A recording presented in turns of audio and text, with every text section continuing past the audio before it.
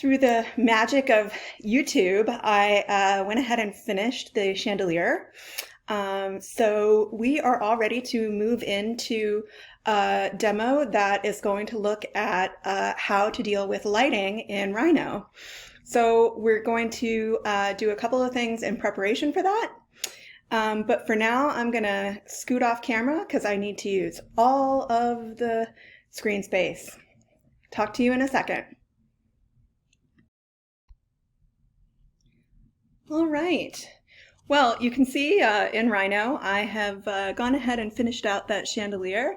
Made some changes to the proportion of that top, as I suggested that I would, and I bedecked it with some rhinestones. Now, one thing I'm going to say is that as I'm kind of working in general in Rhino, if I have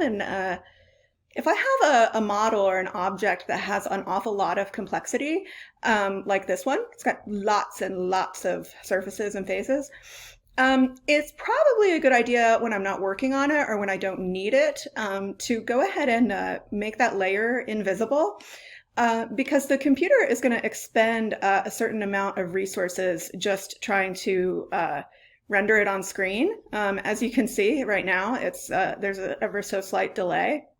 So this model is not out of boundaries, it's like not out of what Rhino can handle. But you might start to notice a performance lag if you build up thousands of little shapes with multiple faces each. So, which is what we're basically doing here. So I'm going to go ahead and just turn the chandelier off for now. Because we're going to deal with some kind of big picture stuff. Now, I did do something when I was making the chandelier, and that is that I made the decision to separate it into two sublayers. And the reason that I did that is because I wanted the so-called glitz to be separate from the frame. So there's not really much to kind of cover there, except just to point out that, I can bring the frame back, or either or both at once. You could see the little beach ball saying to itself like, brains, I need brains. So in this case, I have one sort of layer that I started out with. That was my original layer. And I went ahead and added two sublayers. And to add a sublayer, you just, let's go ahead and add one to this table, the table layer. We'll bring the table back. Hello, table. So I'm just going to go ahead and make a shape. I'm going to make a box. And I guess I'll, make it like sort of on top of the table. Et voila, a box.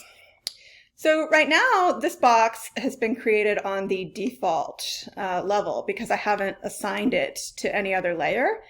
So this little blue dot here where you have your active layer is where it's going to wind up. If I want to add a sublayer to the table, I can just right click or control click and then opt for create new sublayer rather than create new layer. And I could say thing, box, whatever.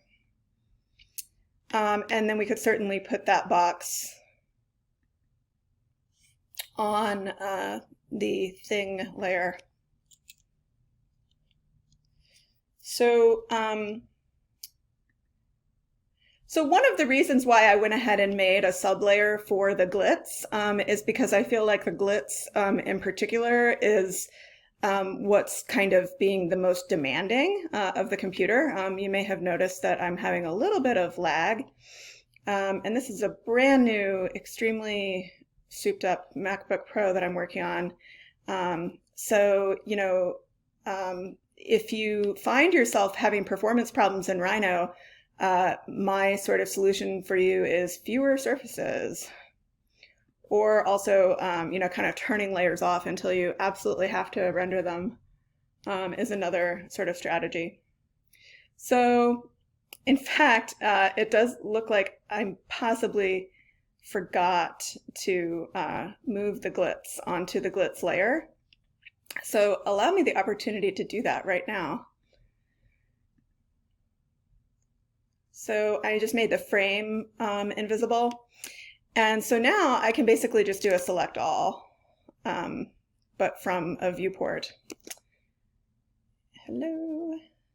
And as I said before, it's a little laggy right now.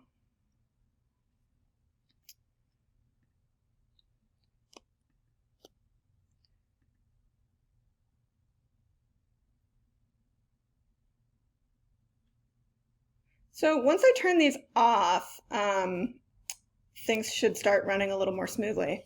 And you know, certainly then when they when I go to do things, there are certain ways that I can, you know, get around having them on all the time.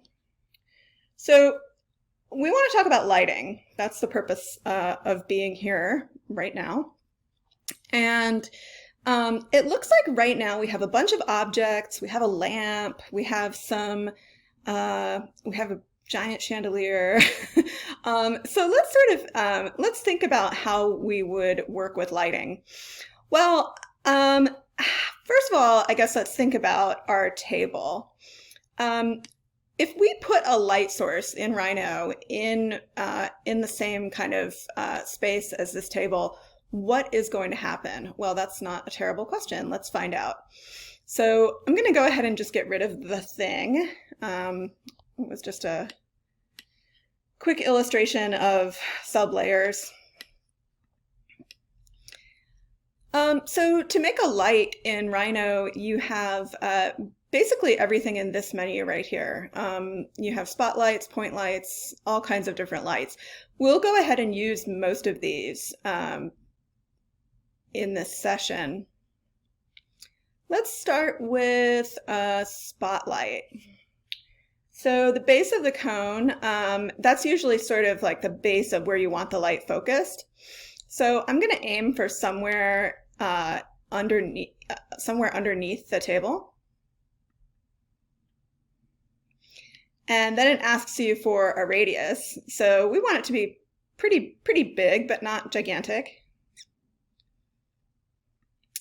And then where the end of the cone is. And this is sort of the theoretical, you know, cone of light that you would see with a spotlight, and in particular, it's a very hard light. So it doesn't have a lot of edges around it usually. Okay, so there's our spotlight. Now you may be asking yourself, wow, that's super dramatic. Wow, so I just get a couple of lines. And the answer is yes, that's true. That's what you get in Rhino. You need to do what's called rendering in order to kind of preview what the light looks like. One way you can do that is by rendering in this view. So we can just click Control within this perspective view and opt for the rendered version of this view. So you can see that allows you some real-time capability to kind of change things around. You can see a little bit that the light is being kind of reflected on the table. Let's go to the light source itself. If we click on the light source and then we open up our properties bar, which is over here by the layers, we can get kind of a better feeling for the intensity and the spotlight hardness. So in this case, it looks like the spotlight hardness is pretty hard. There's one setting that I think I'm going to address in the render settings. It looks like right now what we're looking at is actually something called global illumination. So I'm going to make sure that I turn that off because basically global illumination makes it so that everything has this kind of generic glow. But if you're using actual lights, you definitely want to turn the global illumination off. So to do that, you would go to the render menu and we can come in here to render properties.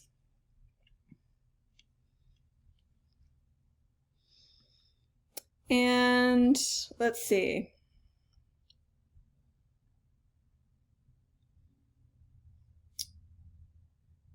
This is all fine for now. So what most renderers call global illumination, or GI, they call skylight. And so you want to, in general, turn that off if you're doing lighting of your own.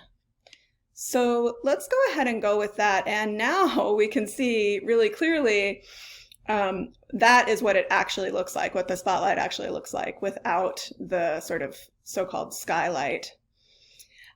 So, you know,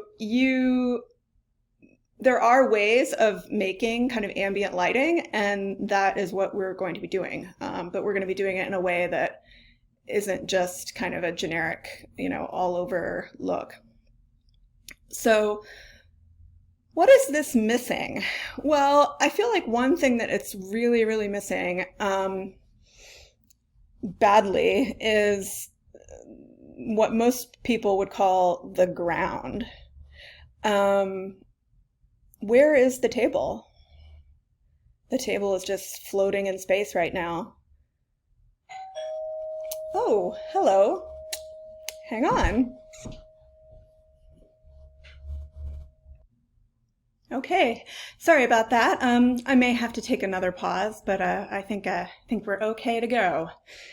So, as I said, we want to really think about creating a ground for this. And indeed, as part of your upcoming assignment, you're asked to make an environment. And I would maybe define an environment loosely as something that can contain multiple things. But if we're getting specific, it's probably a good idea to have some sort of ground and some sort of walls or horizon or, something like that. So we're going to start with ground and a couple of walls. So what I'm going to do is I'm going to zoom way out in my top view, and we can go ahead and create a plane from corner to corner. That's probably the easiest way to just get a large rectangular surface. So we're going to go ahead and just go for that. And I'm going to make it like most of the size of the grid and then some. Now, you can see what happens when we throw that down there. Voila, we have the spotlight sort of affecting the so-called ground now. So the spotlight becomes a little bit more legible, certainly when you can see it, projected against the ground or the floor. I'm probably going to call this the floor. And again, for your assignment, I'm sort of making, rectangular walls. You could make a curved wall. You could make, multiple standalone walls. You can really have fun with this idea of an environment. So there's tons of flexibility there. You definitely do not need to make it, any shape or any specific size. So I'm going to go ahead and call this blank layer floor. And I'm going to stick my floor on it. Okay. And while I'm here using this plane function, I think I can go ahead and think about making a couple of walls. And so again, the walls, it doesn't matter how high they are or how low. I'm going to just kind of go for a reasonable height. Maybe even a little bit higher than I would think for a normal wall. And the reason that I'm making them a little bit higher is because it'll give us a little more flexibility when we go to photograph the situation or render it. In other words, capture an image. So as you can see right now, we have two walls, and if it sounds like somebody's crawling around in the roof, that's because someone is crawling around in the roof. But I'm going to persevere. So anyway, now you may notice, and rightfully so, that everything is completely black outside of this spotlight. And so to that end, there's a different type of light that I think would be really useful. It's useful for lighting large scenes or environments, and that would be the so-called directional light. So we need to make an end to our light direction vector. I think that the corner is probably a really great place for the light to think about ending. So I'm going to try to snap to this corner. Mr. Kitty doesn't like it. Folks, well, let me get done with this, sweetie. Sorry, my cat, I'm having cat issues now. Oh my God, I'm probably going to have to go. So then it asks for the start of the light direction vector was where I clicked that point. And then I have it in ortho mode right now, which is not probably the greatest thing when you're lighting, especially because in this case, we want to have the light kind of coming up from the top. So this is what's known in photography as kind of high side lighting. And you may not be able to get the light just right on your first go round. So I'm going to go ahead and click it here in the front view. And then if I just click the light source, I can take that point and I can move it just by moving the one point. I can move the point to sort of a more angled look. And so you can see here in the rendered preview, it's really doing its job, you know, of kind of showing us what the directional light is doing as we move it around. And then also, of course, there is the spotlight, which is creating kind of a hot zone or like a hot light here. And, you know, when we get into like thinking about light, you know, light can also have color. And so one thing that we want to really make sure that we think about is color. And so is light actually pure 100% white? I mean, it certainly can be, but it's usually not. It's usually tilted a little bit towards the orange or a little bit towards the blue in terms of the so-called color temperature of the light. So you can do things like really subtle, if you have, you know, the HSB sliders that it defaults to, you know, you can do really subtle, like warm light effects by just dialing in like a very low saturation of color. And that's going to give you like a very sort of subtle warm cast to the light. Now, of course, you can also, you know, kind of go psychedelic and, you know, go for like crazy, really crazy lighting effects where you have multiple bright colors, and kind of thinking about how they sort of, you know, interact and fade into each other. We're going to go for the sort of less dramatic approach with color. But I do want you to all kind of understand that it's something that you can really play with. And so in fact, in this case, I think I'm going to take the saturation up just a couple of points to something like that. And I'm going to make it a little bit more towards the yellow. So that is sort of my base light. And then you can see you start to get fun things kind of starting to happen in the transitions between different light sources. So let's do something a little bit more with this spotlight as well. So we've addressed the directional light. And as I said, I think directional light is a great choice for sort of your first light, like your main light, or you can even have a couple of directional lights at once. And if you do that, you might opt for taking the intensity down. So this intensity setting, it's just sort of like in Photoshop, except backwards because it's light.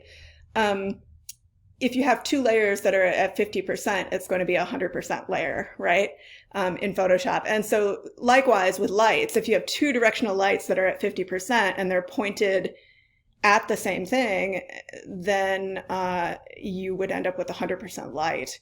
The benefit of splitting it up into two different lights is that you get more complicated looking shadows, and you might get a nicer sort of effect by doing that.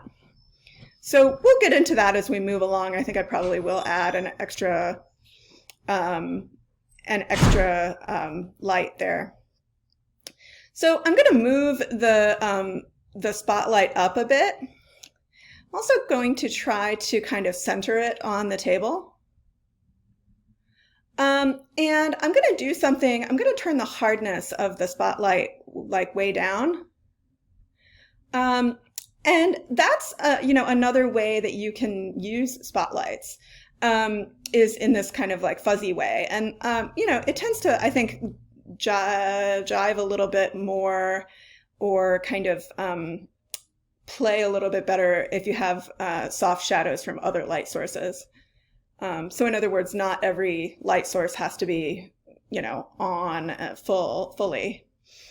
Let's go ahead and make this like kind of a bluish light.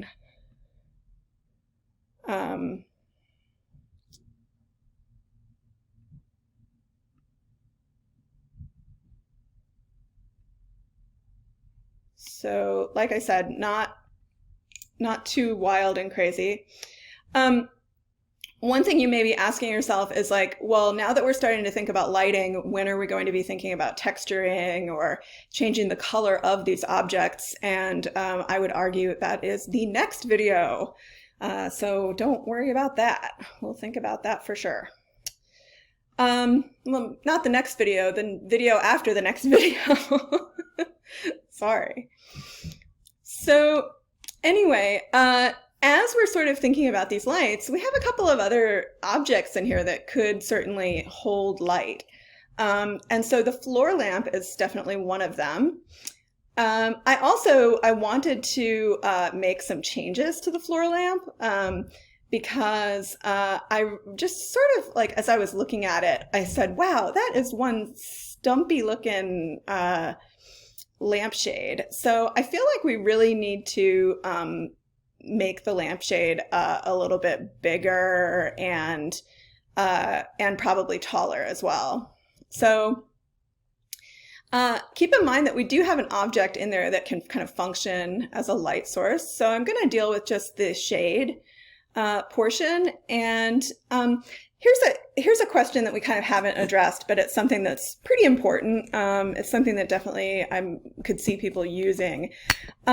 Let's say we want to take this lampshade and we want to make it taller without making it wider.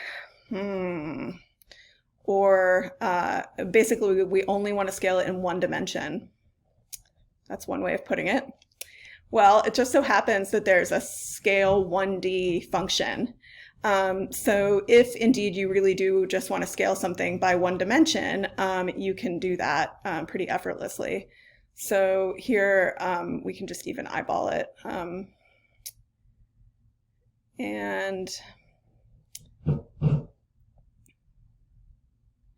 think I had originally thought that this would be cool if it were,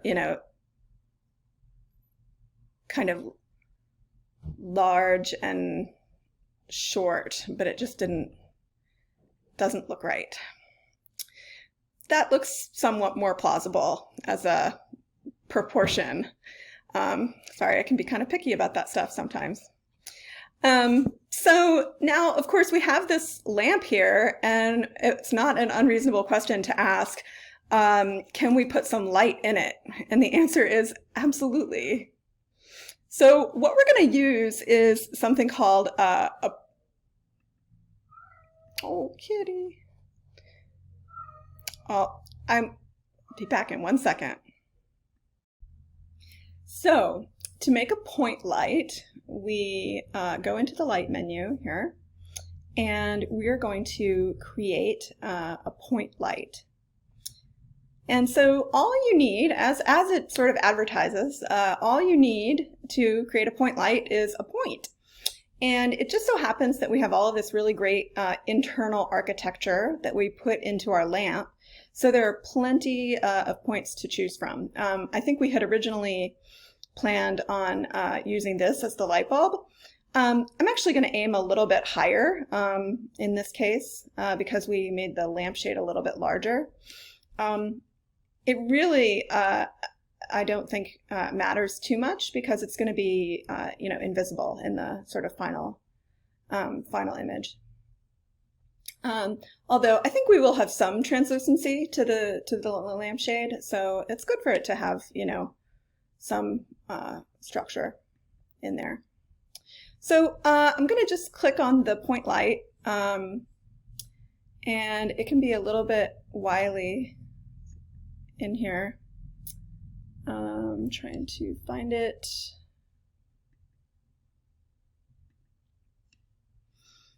One sure way to do it would be to temporarily disable the floor lamp layer, and then we can select it. And so now that the the lamp has a sort of selection there, we can go ahead and play around with this light. And so we have the lampshade is really kind of holding most of the light right now. But if you look at it, we do have, the ability to kind of turn this light on and off. So that's sort of like how we would tell that it's, doing what it's supposed to be doing. And we can also, I think in this case, probably giving it some color would be another sort of just cue to kind of sort of look at, how we could really tell it apart from other lights. So it's not doing a lot right now. We're going to come back to this point light in particular. It's not going to appear to really do anything until we make the lampshade somewhat translucent. Because right now the lampshade is opaque. It's not going to be doing a whole lot. So let me grab it again. We do have the intensity turned all the way up. And that shadow intensity we could potentially kind of play with. This is actually, it looks like the shadow intensity for all of the lights kind of globally. So in any case, that there is a point light. It's pretty minimal right now, but you can see that it is sort of, doing its thing. It's just very small right now, and it's not being sort of, allowed to, emit much because of the lampshade. So we're going to come back to this point light when we start to make sort of like the complete scene with materials and textures and everything.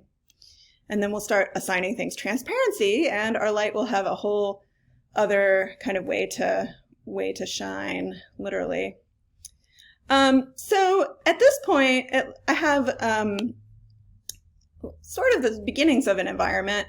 I'm going to go ahead and I think I'm going to bring back the chandelier.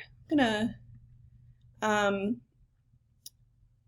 disable the floor lamp for now. You can see when I disable the lampshade that the light is sort of like, oh my God, you let me out. And so we may want to actually take that light and put it on the same layer as the floor lamp, just so they're kind of, linked together with their visibility. So if we bring the chandelier back, the chandelier is something that I did want to talk about briefly. That is something that we can, I need to activate the two sublayers. So one thing that you may notice is that when you get really complicated objects like this, it becomes kind of, selecting them can be a bit of work. You can actually right-click the layer and say select objects on layer. And that can be super, super helpful. And so as you can see, it's taking just a quick second to actually do it, because it's, there's a little bit of a lag. So can also do it by sublayer.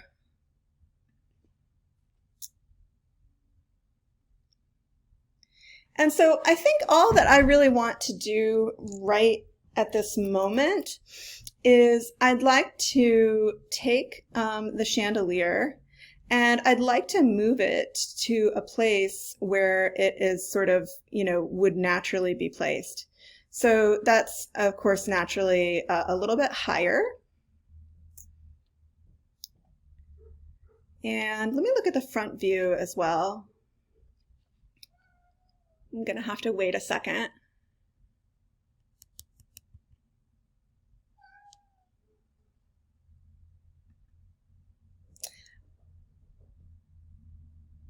Okay. So this actually looks pretty reasonable as far as the height goes. And then as far as the sort of position, I am going to move it just a tiny bit further into the corner. So one thing that I am going to do before I do that is I'm going to create a layer for most of my lights. Again, it's just sort of a quick way to turn them on and off. So I want to have this light out of the way, and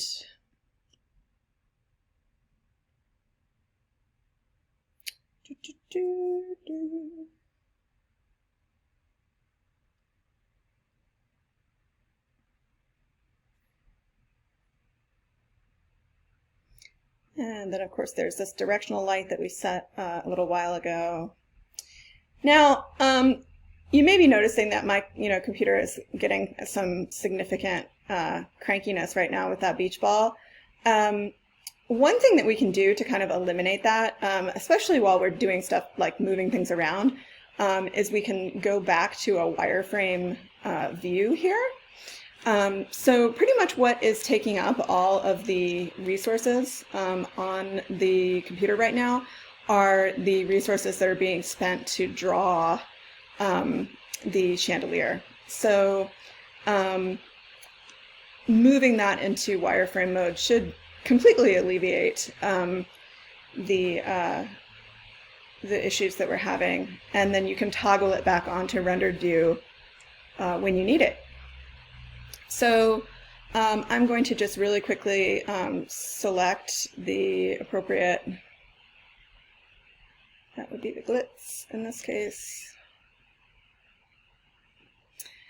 And I think with one more sort of move, I'm just going to back this into the corner a little bit. And the reason why I chose to kind of back it into the corner is, for one, I think it should emit really nice shadows. So I want it to be close enough to the two walls so that it can kind of reflect off of them. So now you can kind of position, and this is if your computer is really bogging you down, you can kind of position the camera, the sort of, so-called virtual camera, in draft mode, and then just shift it into wireframe mode, or rendered mode, rather. So once this gets done ballin', I'm gonna shift it into rendered mode. Now, of course, the ultimate solution to all of this is less geometry, or less detail in general.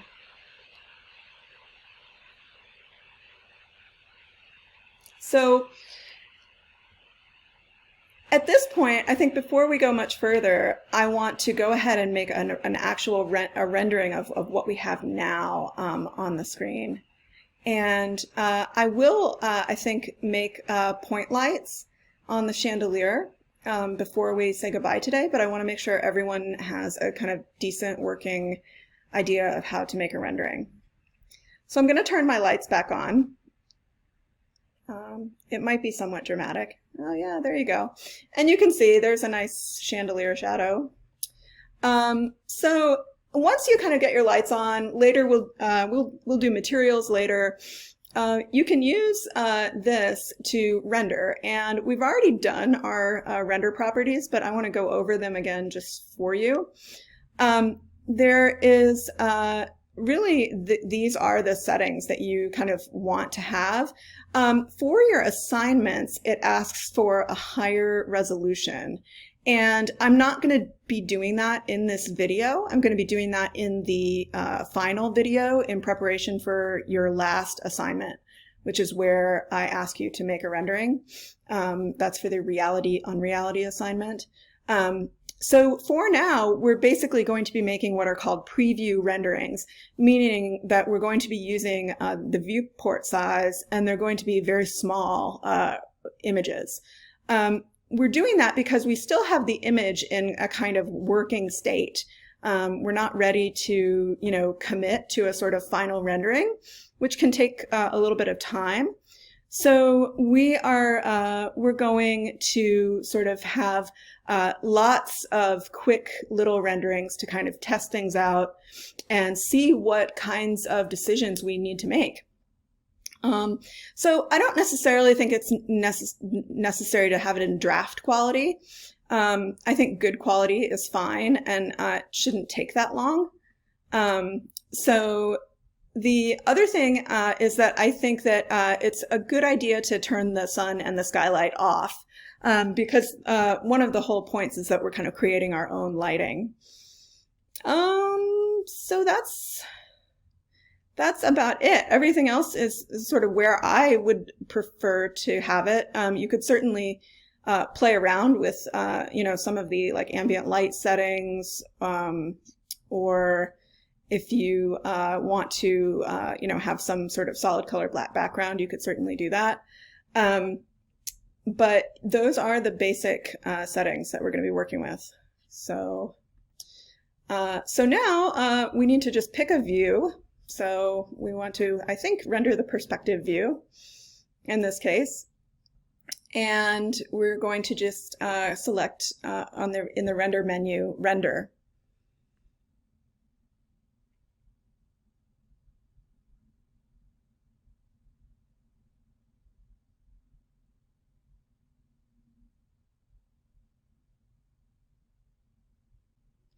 And so it brings up this other window where you can start to see sort of a much more fully realized version of what you had in those little preview windows before. So we can probably zoom out a bit. And then we get the whole sort of effect. As you can see, it's, significantly more information than we're getting in this rendered preview. That's why they call it a preview. It's not like the real thing. So as you're kind of going through and, working on your file and starting to set lights and really play around with the way that Rhino works, I would seriously consider, rendering every few steps, just to kind of see how it's going to affect the so-called final version, because that is what you're going to be turning in for the last Rhino assignment. So you can, from here, you can just save your rendering. I usually save them as TIFFs or JPEGs, or you can certainly do any number of other things with them. So I think we're going to do just one more quick thing before we say goodbye for today, and that is that we are going to, it looks like there's a point on this, and that is driving me a little crazy. So it looks like when I made the sort of, ribbon of stuff, that I accidentally left a point on. And that might actually also be somewhat responsible for our poor performance. So I think if I just set the points to be off, that might take care of it. No.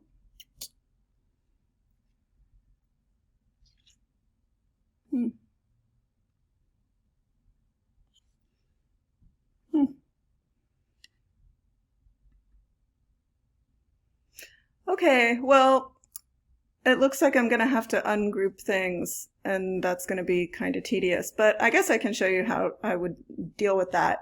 You might say like, oh my God, do you have to select every single one of those things, and I would say, ha ha ha, of course not.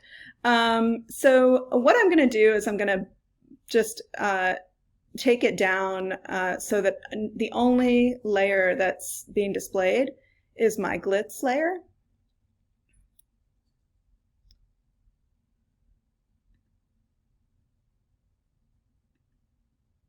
So I'm just kind of systematically turning layers off. That also includes my default layer, so I need to get off of it because right now the walls are on the default layer. So actually, I guess I could leave it up. And then I definitely want to turn the lights off as well. And yeah, so now we've just got the glitz layer that's basically showing. And so I can select all of these kind of gemstone forms at once in the top view. And I'm going to ungroup them all. This is a little painful. See, it's having to think about it, of course.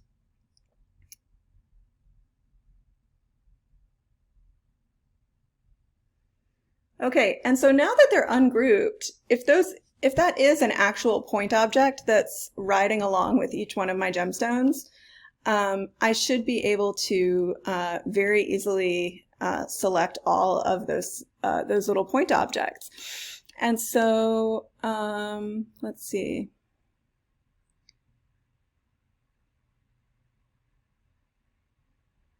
Insane. I can't believe I did that.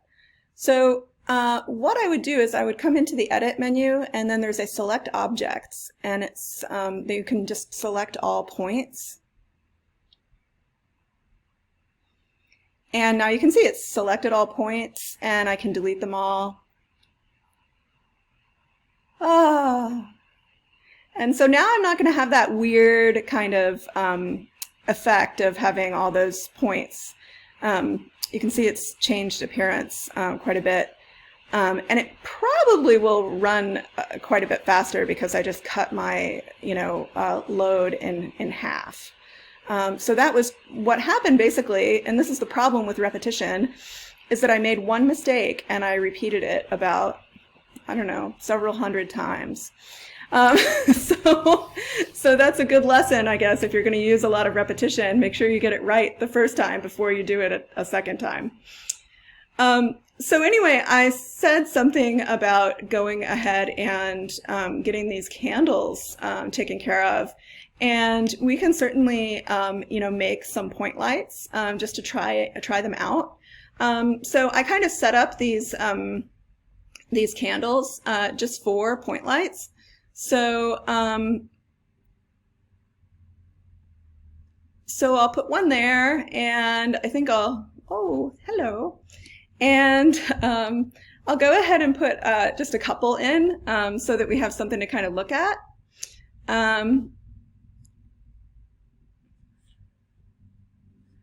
And I'll go ahead and put one here. And I'm just trying to put them like really close to the base of the candle flickering thing. Okay, so now I can take these three light sources that I have and actually, let's go back one or two steps. I did forget one small thing. And that is that these are not grouped, and if I don't group them, I'm going to be very mad at myself. So I'm going to go ahead and take the lights and add the lights, so I can, because I'm having a little trouble selecting the lights because of all those forms in the way, I can actually just go to select all lights, and it's going to select all lights that are visible right now, like these 3-point lights. So I can go ahead and dump these on, actually, I'm not going to dump them on the lights layer. I think this would be a great time to make a sublayer for Chandelier called Chandelier Lights. And the reason why I'm putting them on their own sublayer is because there's going to be so many of them.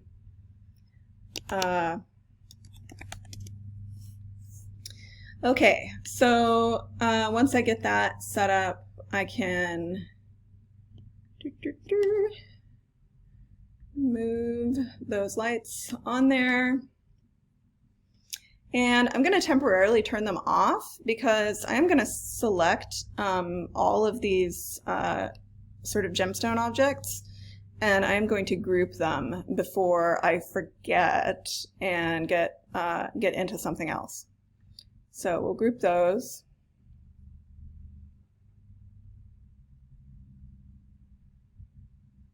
Okay, so now I can turn my chandelier lights back on, and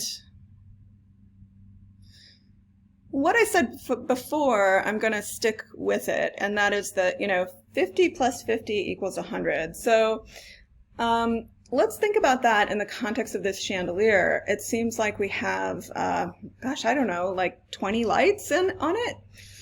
Well, that's a lot of lights. So do we want these lights to be at 100%? The answer is absolutely not. So let's consider maybe having these chandelier lights. I'll go ahead and select them from the menu just because it's more convenient.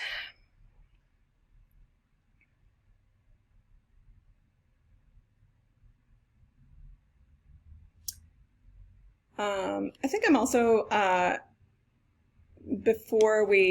first I'm going to select nothing, and then I'll select the lights. And before I do that, I'm going to bring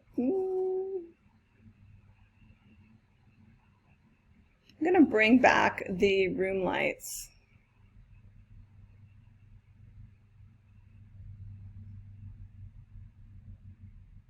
And the table.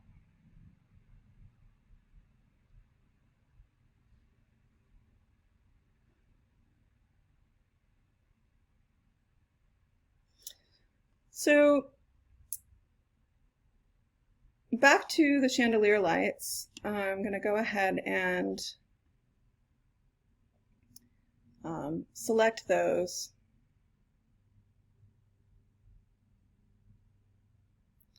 One of the reasons why it looks like, we're in sort of like a white cube right now is because those chandelier lights are all at 100%.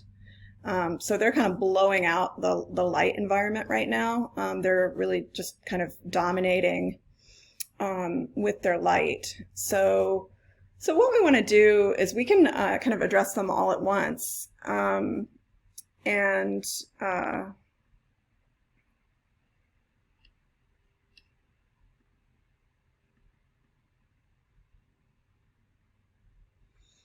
Well, I guess it's, oh, that's because we had multiple types of objects selected. That's funny. I think that in my carelessness, this might have migrated to the chandelier light layer. So I'm gonna put it over here.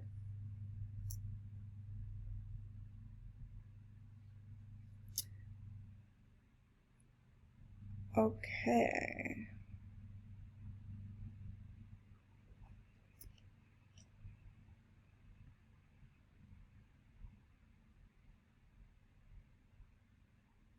Okay, so now we have our sort of chandelier lights selected out and some other things not selected.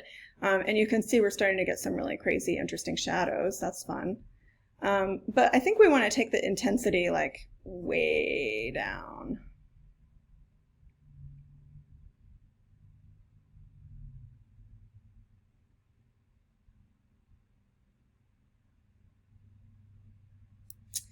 It also looks like there's something kind of interesting going on with the perspective view. It looks like Rhino is basically just like having a conniption fit. What I would say there is, yeah, there's a lot of stuff happening there. I'm going to go ahead and bring that wall back.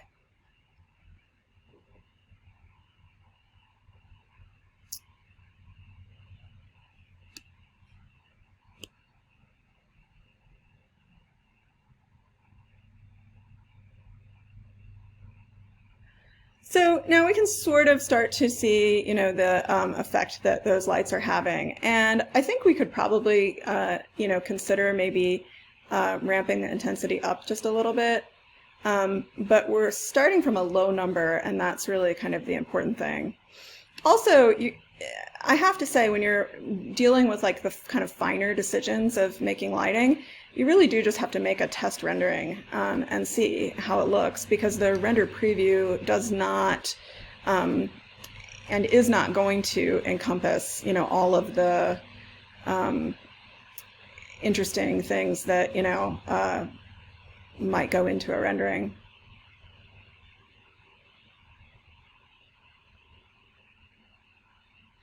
So I'm a little weirded out by this kind of horizon. I think that might be the top of this light, but we won't know until we render it if it's real. So this would be a great time to save the file and go ahead and render it.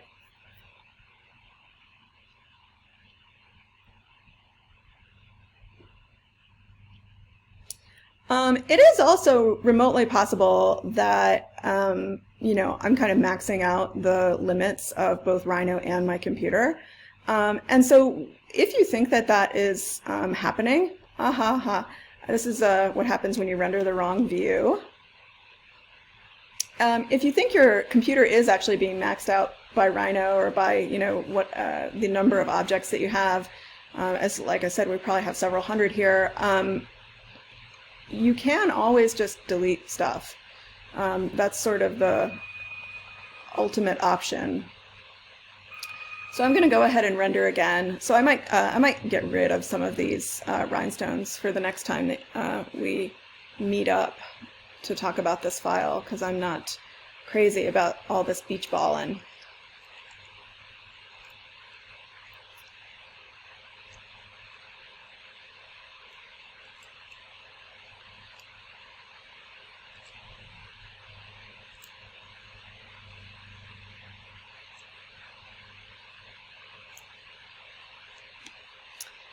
All right, so that's plausible.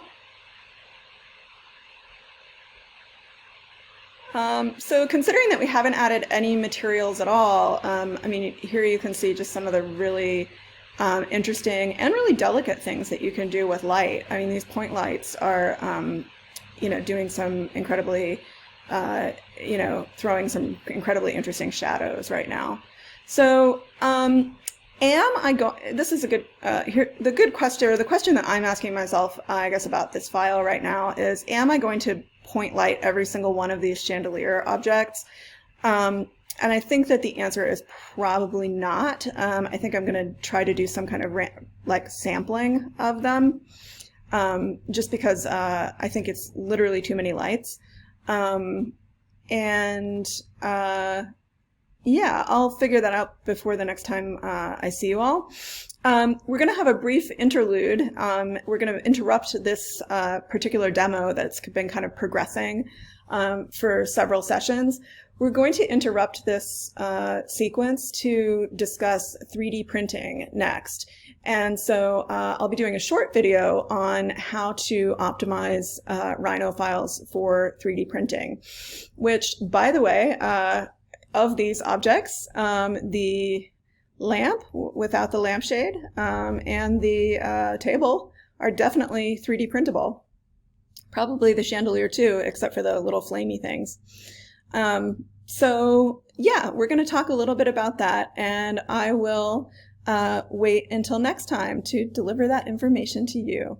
Have a wonderful day.